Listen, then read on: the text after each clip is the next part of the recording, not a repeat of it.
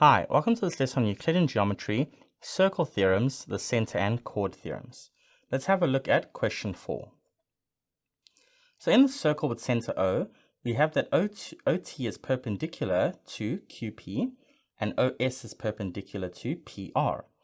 We also have that OT equals 5 units, PQ equals 24 units, and PR equals 25 units.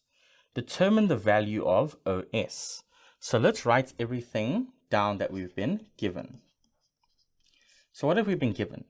A circle with center O. That's really important. That means we've identified where the center is on the circle and therefore can use any theorems relating to the center of a circle. We were also given that OT, which is this perpendicular line drawn to the chord PQ, is perpendicular to that chord. Similarly, OS, which is a line drawn from the center to another chord, is perpendicular to that chord, PR. We were also given that the length of OT equals 5 units. The length of PQ, which is this entire chord here, is 24 units. And the length of PR, which is the other chord, is 25 units. The goal is to find the value, the length of OS. Okay, so let's write a mathematical proof to find the value of OS. Well, first of all, we can claim that PT equals TQ. So these lines are equal. And why can I say that? Well, I was given a perpendicular line from center bisects the chord.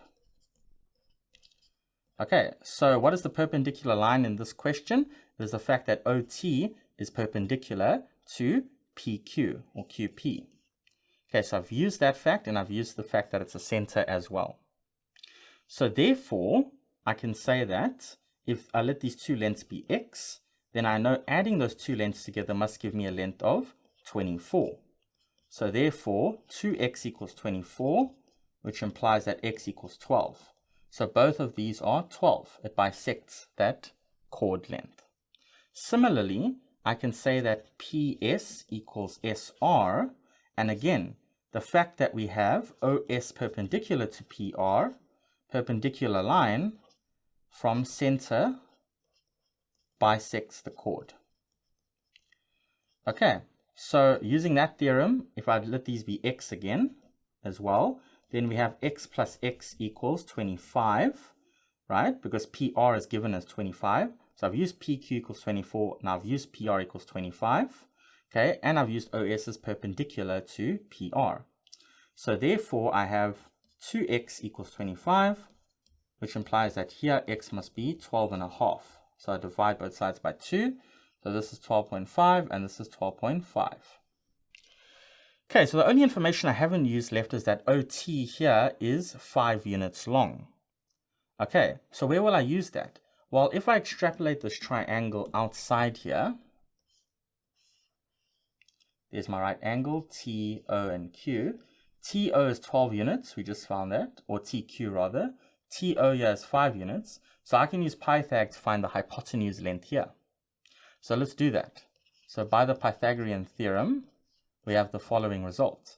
5 squared plus 12 squared equals OP squared. So I have 25 plus 144 equals OP squared. So that's 169 equals OP squared. Therefore, OP is this positive square root of 169 because it's a length of a triangle, and that'll be 13. So this is 13 units long here. Okay, but what is OP? OP is a radius line of the circle.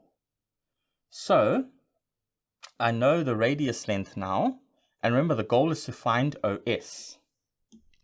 So let's see, where is OS in relation to this?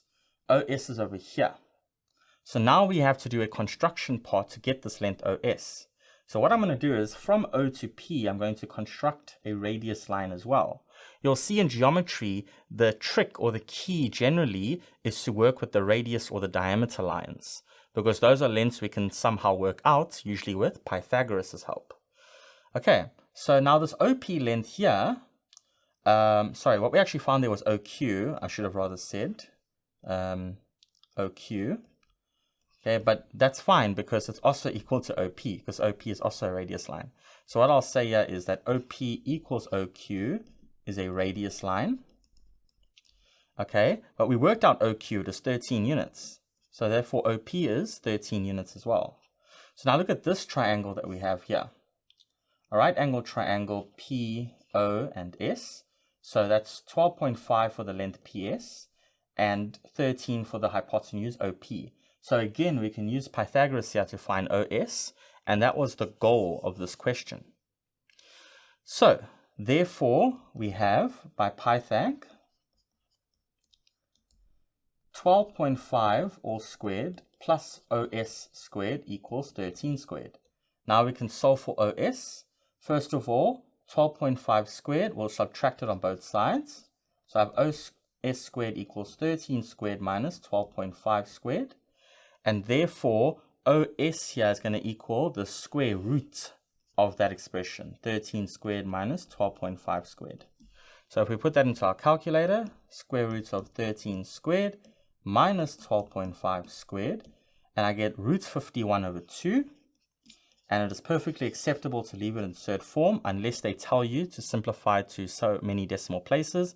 In that case, we can push SD, and depending on the number of places, we have the decimal representation. Okay, so from this one here, again, we've laid out a perfect logical argument. That is what Euclidean geometry and proofwriting is all about.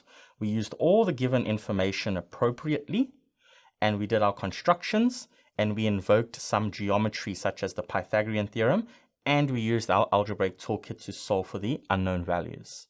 All right, I'll see you in the next one.